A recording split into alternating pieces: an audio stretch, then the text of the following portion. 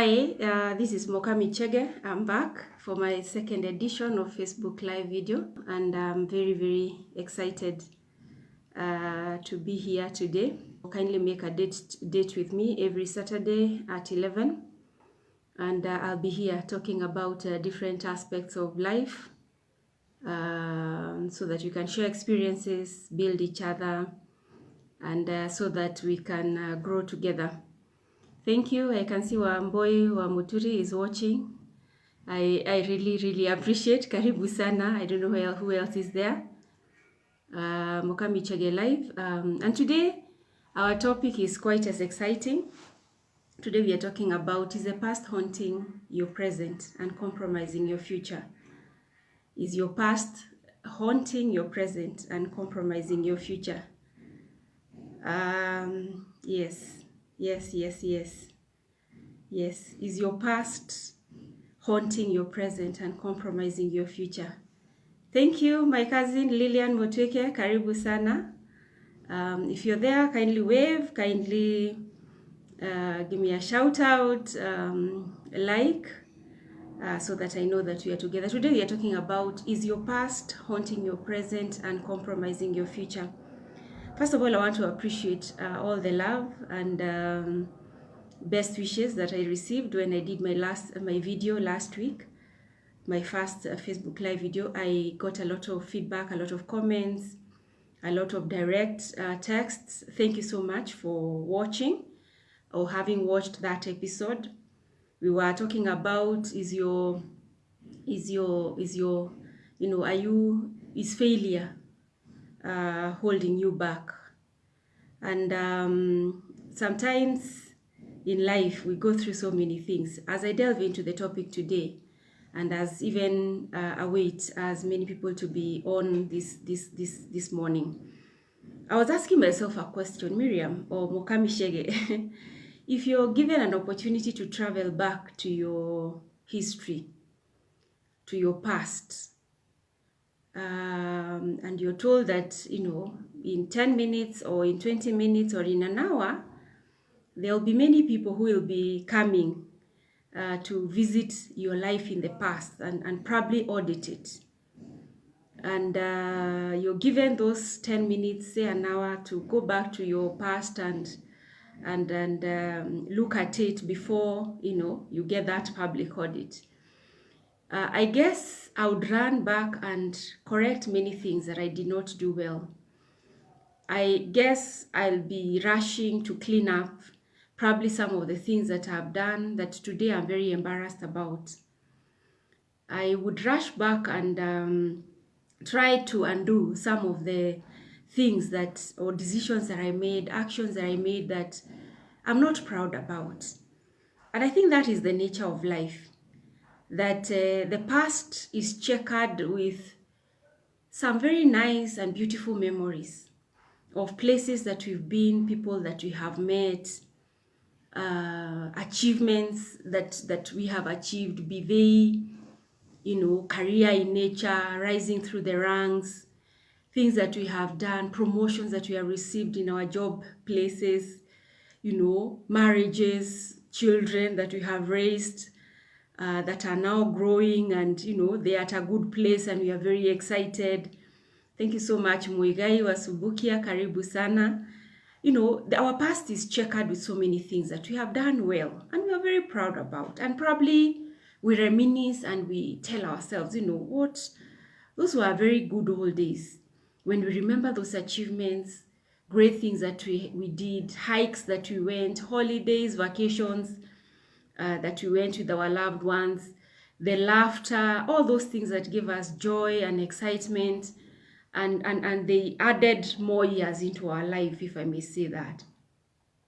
But the truth of the matter is that there are also things that we have done in our lives that we are not so proud about. Things that we have done in our life that, that if you're given a second chance, we probably would want to erase those parts as parts of our memory. Decisions that we have made that, did not really sit well with us. Probably we established businesses and they failed. And we were humiliated. I mean, people laughed at us. We were ridiculed. And, those feelings are not good feelings. We went into marriages or relationships with a lot of enthusiasm, hoping that, oh, yeah, things are going to work. But unfortunately, they never worked. Our marriages failed, or relationships failed, and probably publicly so. And we were left there with mud on our faces, and we were all embarrassed, and we wished the world would the earth, as they say, would divide itself into two, and we are swallowed in, because we were left at a very bad place. And sometimes life just happened. We lost our loved ones, and we never recovered really, because those were people close to us, probably parents, those who have lost children. I wouldn't say I know what that really feels, but I know what it is to lose a father, for example, and that pain never leaves. You see it and you think of probably the things you'd want to be doing with that loved one, and you don't have an opportunity anymore because they are no longer there. The past sometimes is full of mistakes that we made, and those mistakes did not just happen. We probably made them, and they left us with a lot of guilt. Things that we have done that maybe probably it's only us who know we have done them. Things that we are ashamed about, disappointed, and we have all these negative emotions about, because they did not sit very well, and they cause a lot of pain. Even the very remembrance of them, when you sit and recall some things that you have done in your life, some decisions, and the negative emotions that went into that, you're left at a place of no energy at all, and you feel probably those are parts of your experiences or history that you'd want even erased out of your life. And as we start thinking about what that past is doing to your present, is it haunting? When you talk about haunting, we are talking about something that keeps ruminating, like the way a cow would feed on grass and then it goes into the stomach, then it comes back for a second chew. You start ruminating over those things. You start chewing the cud over your life, and it's like when you reach those bad experiences, you feel the pain all over again. You feel the loss, you feel the disappointment, as if it is happening today. It is as fresh in the mind as it happened 10 years ago. You probably were fired in your job, and despite working so hard, and you are left at a place of feeling bitter, especially when you know that there were guys who never used to do as much, and they're still there. And here you are struggling. Those are not good things. And when you reflect about them, you feel the bitterness all over again. And the sad bit of it is that some of these things you keep telling yourself so many times. And you keep talking about them. You keep sharing with those who are, readily available to hear. Because sometimes we tell people our stories, and some of them are those relating to pain, are those relating to disappointment. And, people are listening and they're like, oh yeah, it happened. I'm sorry. Yeah, that boss ought not to have fired you. Yeah, you used to do very well. I mean, what? That is a bad person, and for an hour or two, you're just reminiscing over that, and you are all there trying to sort of reabsorb the whole pain just once again. And the question is that past haunting your present? And to what extent is it haunting? I was just reflecting the other day about the story of Lot, and when God asked him to leave, and he was there living with a wife, and they were told not to look back, as Sodom and Gomorrah were being destroyed with fire. And what happened when Lot's wife looked back? And I think that is something that we can reflect about today, that what happens when we keep looking back, when we keep revisiting our history, when we keep reliving our past, what happens?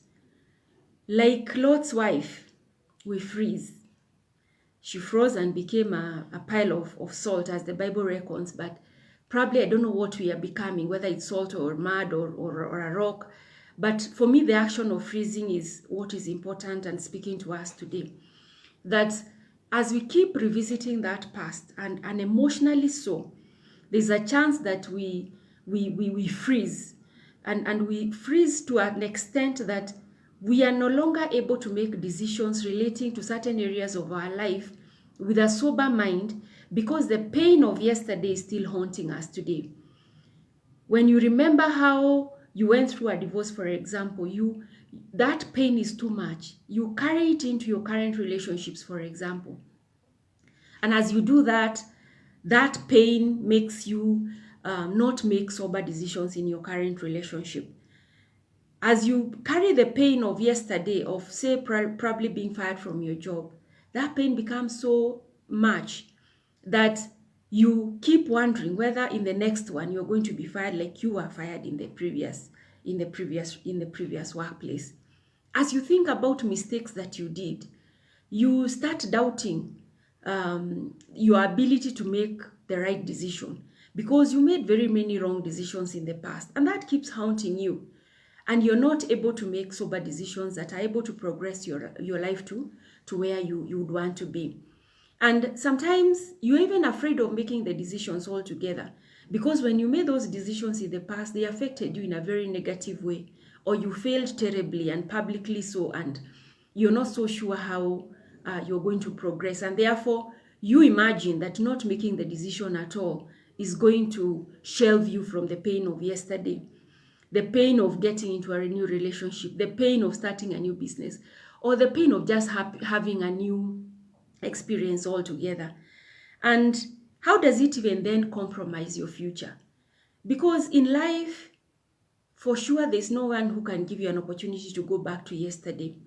As I started, I said, if I was given an opportunity to go back to my yesterday, there are many decisions that I made, probably in my youth, that were wrong, and I regret them. I'm not proud of them. There are things that I have done, and I'm sure even you, there are things that you have done in your life that you're not proud about. And if you knew then that you'd get an opportunity to go back and correct, I'm sure you'd go back and do it. But reminiscing and thinking about your past and keeping looking back can only freeze you, can only make you psychologically stuck in a place of no movement at all, because it makes you become indecisive, become hesitant, fear doing anything or taking action in whatever direction you'd want your life to go. And in so doing, you become so afraid to an extent that you're not able to move. And if you look at life, God gives us the power of the present. The power of the present is what we have at the moment. The past is certainly nothing that you can do about it. You can regret about it. You can cry about it. You can sob about it. You can even tell as many people about your sad, sorry story of the past. But certainly there's nothing you can do about it, because it's already past. And the future is something that you're going to build starting now. Meaning that the decisions that you're able to make today, they are certainly going to impact your life today going forward into the future. And you just want to be in a place where you are looking at the current moment and try to be as sober-minded as possible, to be able to make the right decisions, and decisions that are going to push you to the next level of excellence. And as I'm talking about this, I'm thinking about all the goals that we have as human beings, things that we have decided we are going to do in all our spheres of life. We have decided, for example, we want to go into business. We have decided we probably want a promotion in our jobs. We have decided that we are going to work hard and finish that book that we've been writing for a long time. We have decided, for example, that we are going to relate with the people that we love in a more warmer, better way. There are goals that we can create, even just connecting with our maker in a better way. And all these things, we can fashion them and we can put them in writing. We can write monthly or yearly goals and put them on paper. But until we are able to overcome all the fears that come with what we have done in the past, sometimes we are not able to tackle those things. And because of doing that, we are stuck in a place of fear. We are stuck in a place of not making decisions, or we are fearful of making the actions that we need to take in the right direction. And therefore, our future becomes more or less like our yesterday. Because as they say, if you keep on doing the same things, then you end up, achieving the same results. And if we keep on doing the things that we probably did yesterday, then there's a chance that our life will be a copycat of what yesterday looks like. There's one of my best philosophical thinkers, the late Jim Rohn, who said, 5 years from today, we shall surely arrive. And the question is where? Where will you be arriving in 5 years, for example? And how will what you have done in the past affect where you want to go? 5 years from now, we shall surely arrive. But the question is where? And where would you want to arrive? And how do you work out your past so that it doesn't become a hindrance? And talking about that past, it's not just the bitter past that can affect you. Sometimes we have very good breaks in our life. We excel in our career. We are globetrotting all over the world. We are earning 6 figures, and we are all excited about that life. But sometimes that life comes to an end at some point, and we are not able to move on because we are still reminiscing about the good old days when we were earning those 6-figure salaries. We are still reminiscing about when we were in Canada, or when we were in this other country, when we were in Lagos, or whatever country you have traveled, and you're all excited about that. And your mind keeps on going to the good, nice past because it is safer that way, especially if your current is not or has not been able to match where you have been in the past. What I'm saying is that even the past, good past, can be a roadblock to where you want to go. That the good can be the enemy of best, of where you want to be tomorrow. Meaning that you can sit and reminisce not just about the bad, but just the nice experiences. And they make you feel nice. They give you a nice high.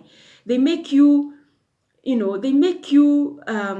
a good place of, wow, I really loved what we were doing that time. Yeah, and you sit with friends. Yeah, you guys, you remember when we went for this vacation, we surely had a ball when we had this experience. And yet, you are not working towards creating other better experiences into the future. That means you are just thinking of the best or the good experiences that you had in the past, but you're not working very hard to ensure that in the future, if you had this vacation that was this colorful or this good, then it's going to be even like 10 times bigger, if that is what it is that you'd want. That if your relationship was flourishing yesterday, you're not just thinking about the yesterday that was good and getting stuck there. You're thinking about how can I create my relationship to be in a better and best place into the future. But let me talk about the negative experiences, because I think the feelings of shame, guilt, things that could have gone this way, but they went haywire on us. We are ashamed and embarrassed, especially things that we did that failed, and people knew they have failed. Sometimes I look at relationships, for example, because I think people will get to know when you get into a relationship. And when you're out of that relationship, people will always quickly get to know. And sometimes people fear. They really, really fear how that failure is going to affect them. And sometimes you realize that because that past relationship did not work well, you keep on bringing that those negative feelings.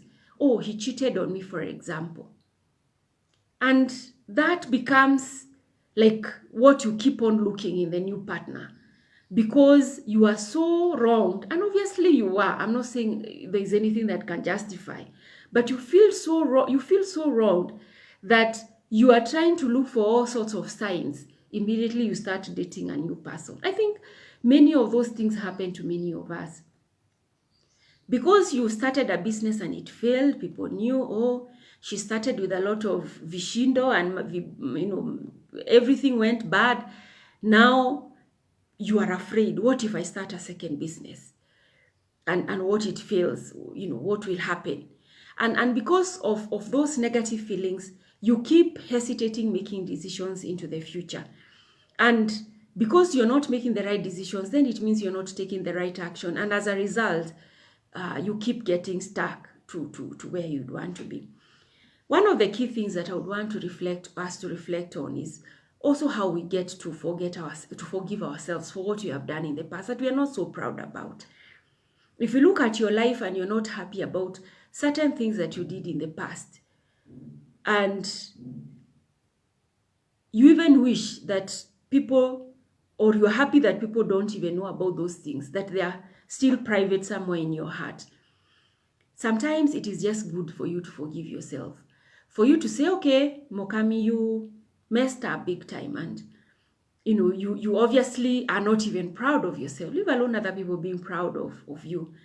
And you look back and say, do I keep on crying because I messed up? Do I keep hurting because I messed up?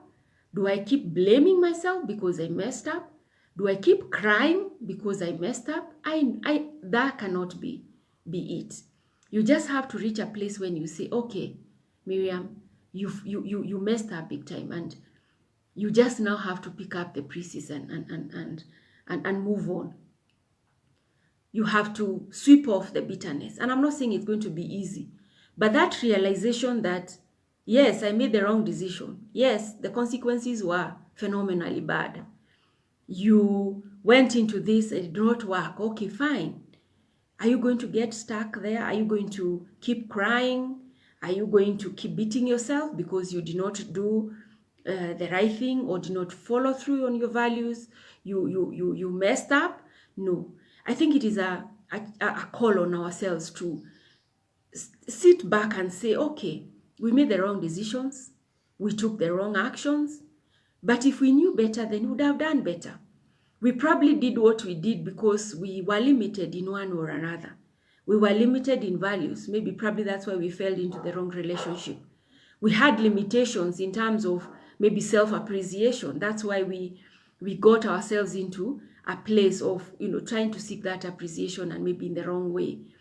We failed in business simply because we did not have the experience, and we were conned, maybe because we were not vigilant and we were naive. So we just have to go back to our lives and say, audit and say, okay, things did not work out well. We messed up in one or another. There are things we did that we are not so proud about, and we forgive ourselves. And we say, if you knew better, Mokami, probably would have done better. And you have a second opportunity, because they say every time you get to wake up, you get a brand new 24 hours to be able to make a difference, to be able to create a better life than you had yesterday, to be able to revisit your life afresh and to forget about what did not work and start working on something fresh that can lift your spirits and that can lift your life to higher levels of excellence. And for self-forgiveness is really important, because sometimes we expect other people to forgive us. We even expect God to forgive us, but we have not forgiven ourselves. We have to say, we have to love us enough to say we did not do the right thing. And probably we are going to invest in doing better into the future. But for the moment, we look back and say we forgive ourselves and we quickly move on. One of the key things in forgiving yourself and forgetting the past is taking responsibility. And when I talk about taking responsibility, I mean sometimes we go about life blaming situations, blaming circumstances, blaming other people. We justify our actions on the account of other people. We tell ourselves we did what we did because other people enabled, or other people did not leave us with any choice. And therefore, that is why we are where we are. When we fail, for example, in a relationship, we never come to a place of asking ourselves, apart from being offended by the other party, what was our contribution? Did we do everything angelically well? Or there are some things that we also did and we're not so proud about. And just saying, yes, I did it, and owning up to that. I think that is a good place to start when it comes to healing and self-forgiveness. Taking responsibility and saying, in my life, I'm where I am because I have done everything that I can say I have results for today. And there's somebody who said, we are all self-made. And it is only successful people who will admit that. We are all self-made. If you're not doing so well, it is because you have made yourself that way. And I think that is the harsh reality of life. And if you're doing very well, obviously, I'm sure you'll be giving yourself a lot of credit for where you are. But taking responsibility is telling yourself you are where you are because you brought yourself to that place. And if it is not a good place, then creating and fashioning a plan and designing your life differently. Saying, I'm now going to make decisions that are going to move me from where I am to where I would want to be. The other thing is that you also have to forgive other people. Sometimes you sit with people and you really run through some of the experiences that they have gone. And I know some of those experiences could be harrowing, They are experiences that you wouldn't wish on anyone. There are things that have happened to people and you listen to their story and you wonder, people who are taken advantage of, for example, when they were young, and today they are here. It was not anything of their making. They probably were not responsible for the action that happened to them. I'm not saying anyone has a responsibility over things like those, but you just have also to ask yourself, will carrying bitterness about this particular person who offended me, is it going to help me positively push into the future? Will looking at a boss, for example, who was not fair to me, for example, make me a better person into the future? And carrying that burden, will that continue to give me the energy that I require? Or thinking about somebody who took advantage of me when I was young, for example, is that going to give me the impetus to move on? And then realizing that those people were responsible for their action, but that action happened to have been on you. Is there anything that you can do about it? No. Can you go back and correct that? No. But you can forgive them. Forgive them because you owe it to yourself to forgive them. And I'm saying this because sometimes we carry a lot of burden and not realizing that when we forgive other people who offended us, actually it is us we are actually liberating ourselves. I've come to realize that in life, it is easy to go about feeling wronged. It is easy to go about life feeling very unfortunate to have been in certain situations.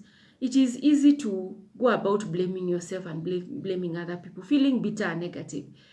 I think those are like the weeds that they don't take a lot of effort to grow. They just naturally have to grow, or they'll just naturally grow. But it takes a lot of conscious effort, a lot of deliberateness for us to be able to say, Miriam, I'm taking responsibility of my life. I forgive those who wronged me, and I'm moving on.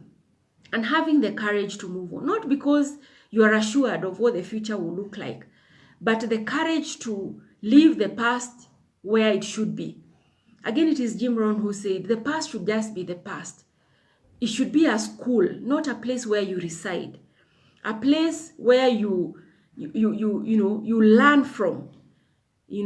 A place where you look back and say, if I knew better then, I would have done better. That I am learning patience from this past. I'm learning to be more, to have my antennas out so that I'm not taken advantage of, for example. I'm learning not to be naive so that people don't take advantage of, maybe probably in business, or con me in whatever situation. Those are things that you can ask yourself, you can learn from. I'm learning not to be bitter, for example, because the moment you carry bitterness, and actually I think studies are showing that people are carrying a lot of stress, they're carrying a lot of bitterness, and as a result, that is putting disease into their body. because so many things have happened in your life. You feel so wronged, you harbor all that bitterness in your body, and the body starts giving in. And probably it's also a good thing to realize that the moment we start downloading those baggages, that we are doing ourselves a favor. Even when we forgive other people who probably do not even deserve to be forgiven, we are doing ourselves a huge favor. And also realizing that when you let go of that past, you're letting go because you have God. And sometimes it is interesting when you think about it, that if you know that God has your back, that in your human weakness, you can rely on God to pick you up, to take you to a place of higher level, then you will feel more confident to leave that place where you are. You'll feel more confident to let go of what is you're harboring in your mind. And talking about that, I came across a story that I thought was quite interesting. The story is narrated of a mountaineer who, would take on one mountain after another. And thank you for all those who are watching. And as they took on one mountain after the other, they became more confident. And sometimes you start out in groups. Sometimes you're there taking on a mountain with a group of people because you feel you need the morale, the courage. But as you scale many more mountains, you become more confident to be on your own. And the story is told of this mountaineer who took on this mountain. And as they took on this mountain on this particular day, evening reached when they were still climbing. And as they were climbing or going up that mountain, it became a bit windy, stormy, and the weather became really quite unbearable. And because it was also getting dark, they found themselves at a place of really at a place of worry, because now things were not really well, or things were not moving on well. The weather was not cooperating. It was getting dark. The storm was getting heavier, and the steep was still quite high. So they were not in a place where they could sort of set up camp and be able to rest for the evening. And as he was struggling, or as this mountaineer was struggling to go up this mountain in this evening, dark, stormy weather, something quite tremendous happened. That he was blown by the wind so hard that he let go of the rope that he was holding on to. And when he let go, he started coming tumbling down. And of course, you can start imagining that this is a climb that he had taken like almost a full day to climb. So it was quite high up. And as he was coming down, and he was worried that he was going to fall somewhere, probably in a third and shatter into pieces, he started praying and was asking God, please help me. I wouldn't want to die this way.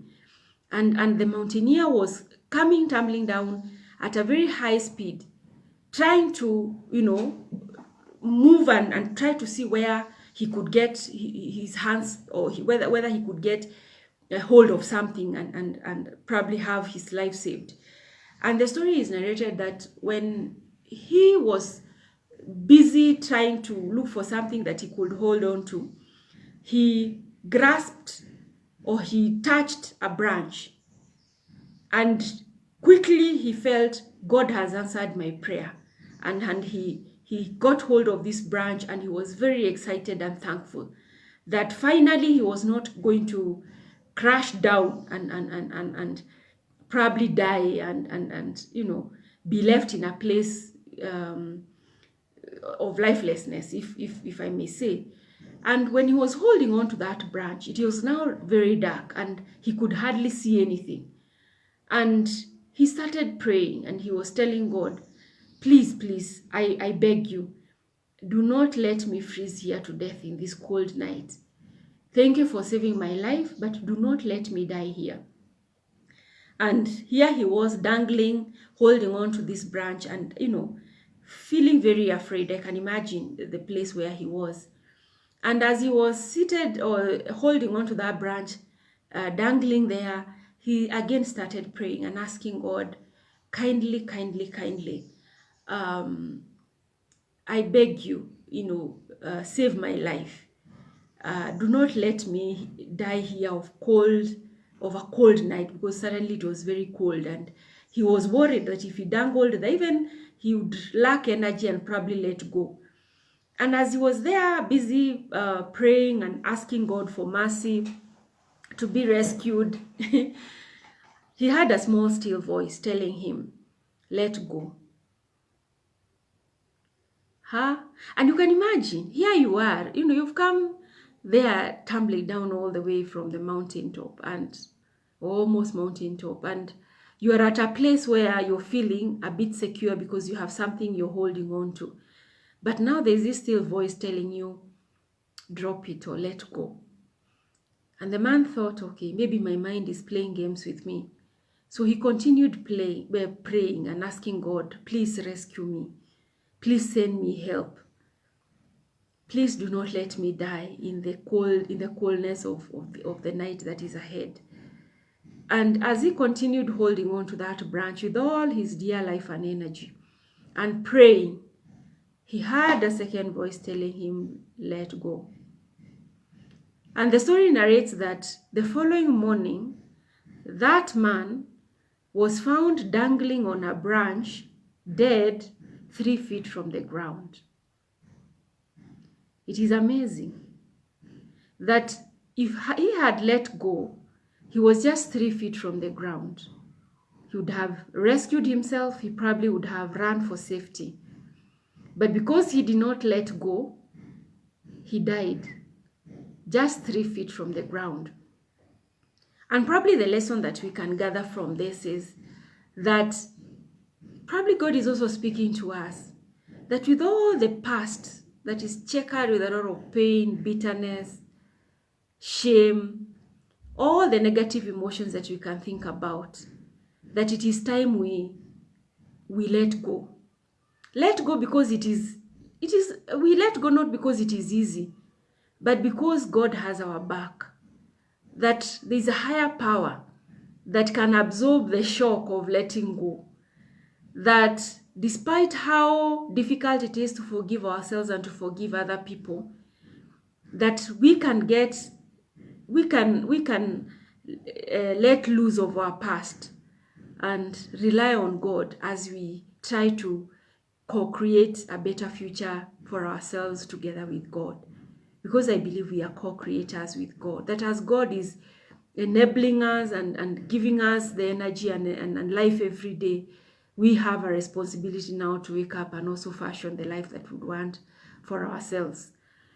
I'm getting comments. I'm seeing my guys saying forgiving others carries the healing power. Believe that you can still have a fresh start despite the stage of life that we are in, and it will revive life in our dreams, opening a new chapter. Thank you so much, Mwigai. Thanks so much, Jendinya. I can see you've just tuned in. Karibu sana. Today we were talking about the whole aspect of, is your past haunting your present and compromising your future? Are your past relationships haunting your present ones and compromising your future ones? Are your past mistakes haunting your current life and compromising the kind of iconic life that you'd want to design for yourself? And looking at your life, you can say self-audit. And self-audit means, just going through your life and asking yourself very, very reflective questions. Where have I been? What experiences have I gone through? And what emotional state have those experiences left me in? Those that have left you happy, how can I create more of those? Those that have left you uplifted and appreciated and in a place of joy and peace, how can I recreate those so that I can have many more of those? Because God created us so that we can have a life and have it in abundance. But those that have left us in a place of bitterness, shame, guilt, disappointment, embarrassment, those that have made us get ridiculed those that have made us fail and fail miserably and publicly. What lessons can I learn from those, so that I can avoid the mistakes that I have made, and so that I can make better decisions that are going to empower me into the future? How can I forgive what I have to forgive, including myself, including other people, probably who do not deserve forgiveness? Probably they have not even asked for it, they don't regret it, they are not even sorry that they did whatever it is that they did to you. How can I forgive them? Not for their sake, but for my sake. And how can I forgive myself? In a nice, self-loving way. How can I look at myself in the mirror and say, Mokami or Miriam, you're created in a wonderful way, and you deserve better into the future. And the past is really harboring that future that you'd want to create. And really tell God to enable you to forgive yourself. And so that you're in a place of being sober, to be able to make better decisions into the future. And using the past as a school, not a place to reside in, not setting camp in your past, whether it is good old days that you keep reminiscing about, whether it is days of, oh, alinifanyia, he did this to me, imagine, and telling the whole story 10 times over in your day, and having experienced the emotional turmoil all over. Because I think sometimes in our lives, we can really tell our sob stories, and really, there are people who are out there who listen to us. And of course, I'm sure they're just trying to love on us. And as they are loving on us, they probably are encouraging us to keep residing in our past. And how can also we help other people to come out of their past? And I'm saying this because we are all social in nature. We have relationships. We have relationships in our workplaces. We have relationships in our residential areas where we stay. We have all sorts of relationships, even in our families. How can we also reach out to other people who we think are residing in the past, and sort of give them a wake-up call? That when they start telling us of the bitterness and with everything, how can we help them to come out of that, so that they also stop making us go and reflecting on our past and hating the things that we did wrong, and getting to worry because we fear that we may end up making the same old mistakes that we did in the past. The truth of the matter is, and I think that is a reality check, and probably it's a reality check that never hits us the way it should. We can never have an opportunity to go back to the past. We can never have the opportunity to go and correct the wrongs that we did in the past. And not just the wrongs that we did for ourselves, even the wrongs that we did to others. Sometimes we wrong other people, and we wrong them in a bad way. We probably are the cause of the hurt that is hurting them. And we may not be able to go and undo that. And God is giving us also an opportunity to be able to call people we've wronged and tell them, I forgive you. People who you lent money, for example, and probably you denied yourself a lot for you to be able to be in a place to lend them money. And they never paid back. And, or you're the one who never paid back. And you've been sitting around, not paying and not worrying and not caring. You probably could be the cause of somebody's hurt. You abuse them in one way or another, physically, even verbally or emotionally. You probably were given a responsibility of having oversight over a certain thing, and you do not treat people well. And maybe in one or another that haunts you, and maybe probably you have an opportunity to call those people and tell them, forgive me. Maybe if I knew better, I would do better. In a relationship, you messed up or you goofed in a big way, and because of that, that relationship may be ended in a bad way, and you can go back and tell them, I take responsibility for hurting you so much, and seeking forgiveness. Because in this life, as you let go, you also have to empower yourself with tools that are going to empower you. And apart from self-forgiveness, even seeking forgiveness from others is a good tool to use. Knowing that if other people forgive you, they no longer hold a grudge against you, then it becomes easier for you to forgive yourself.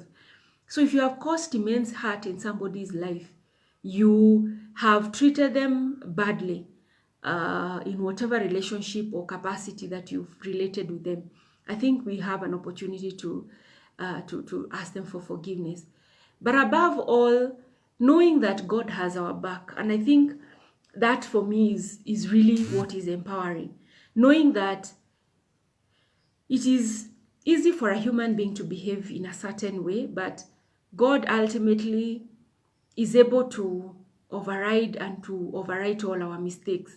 That as we let go, we are letting go because we are letting God. That He has power over everything, and that He can correct our path and make us move in the right direction away from where we have been in the past. And that becomes very empowering, knowing that you're letting go of your past so that you let God. And as you let God, it's knowing that letting go is all about surrender. It is all about that mountaineering guy almost dying, being told to let go of the branch, despite knowing that that is a lifeline, just letting go because he knows that the voice that is telling him to let go has power to provide other solutions. And in your life, then, as we let go of all these things, we know that there's God who can give us better alternatives in future. And one of the things that I can say is that negative emotions have a way of blinding our clarity, our mental clarity to see the future, our mental clarity to be able to make decisions around our destiny, our mental clarity to be able to make and design the life that we would want. When we are all crowded up with so many things that we have in our past, there's a chance that we are not able to create the future that we would want for ourselves. That the whole aspect of bitterness, shame, disappointment, embarrassment can make us become blinded as to where we are going and deny us the opportunity to fashion the kind of life that we would want to create for ourselves. So the call on us today is to go back to our closets and audit ourselves and ask, what do we have in this past of ours? What have we done that we are not proud about? And how do we forgive ourselves? How do we forgive others? And how do we use that past not as a place to reside in and to keep talking about, to keep regurgitating, to keep ruminating over, but to really say we did what we did because of their limited, say, amount of vision that we had at that particular point, and decide that our future is going to be better because we have learned better, because we have carried the lessons from our past, not because we have carried the whole baggage of the past, but the lessons from that past to be able to empower us. Thank you so much. I feel empowered. This is not scripted, so if I'm not flowing well, it's just my mental flow that is coming from me to you, and it is coming from a place of deep authenticity, deep honesty, trying to think about all the things that we all go through as human beings, things that make us not lift ourselves to a place of excellence because not because we are all baggaged and full of yesterday's luggage. And it is my hope and prayer that you're going to look at your past and let go of that past and let God take more control of your life, even as you co-create a better future for yourself. Healing yourself of the past. If you need to see a counselor, I'm not a counselor myself, but if you really feel that whatever baggage you have in the past is too much, you probably may not be able to work it out on your own, feel free to look for help, whatever help you may need. But it is good to know that God has given us a lot of energy, a lot of power, a lot of mental tenacity to be able to overcome whatever it is that we desire to overcome. And if your past has not been what you would have loved it to be, you can start creating a future that you will be proud of by letting go of that past, just picking the lessons and moving out of that residency of the past and just moving on. May God bless you. It has been quite nice sharing this. Is your past haunting your present and compromising your future? It is my hope and prayer that your future will be better because you've been here. It is my hope and prayer that you're going to talk to other people who you think their past is compromising where they should be. It is my hope and prayer that you're going to look at your life with more clarity, with more excitement, and you're going to let God more take control of your life, even as you let go of your past baggages, past burdens, past psychological discomforts, so that you're able to leap into your future. This is Make It Happen series. I'm going to do a couple of these videos that I think are going to empower you and I to be able to move to a better place. It has been a pleasure to meet you once again. I'll be coming live every Saturday at 11. If you're able to make it, kindly do. Those who will see this video later, may God bless you as well. And I really appreciate even the love and all the comments that I'm getting. I can see some that are trickling in. May God bless you. I'm not doing this so that I can get a lot of love from you. I'm doing this because I feel that we can empower each other to move from where we are to the next place of excellence and claim the life that God desired for us, that we are able to manifest the potential that God has put in us, and that we are able to sit in a place of influence, positively influencing ourselves into the direction of our dreams, but also in the direction of influencing other people in the direction of their dreams as well. Kindly follow me on Facebook. It's Mokami Wachege. Sorry about that. It's Mokami Wachege. Kindly follow me on Instagram, Mokami Chege. On YouTube, I have a couple of empowering videos as well on YouTube. Kindly go to my YouTube page and like, subscribe, share the videos as well. It's Mokami Wachege. And Twitter, I'm also Mokami Wachege. It is such a great pleasure to meet you every week.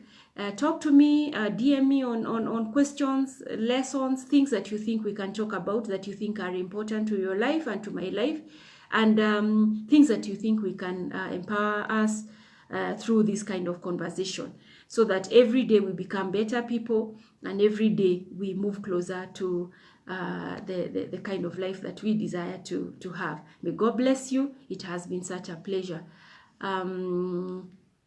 Yes, thank you so much for all your love.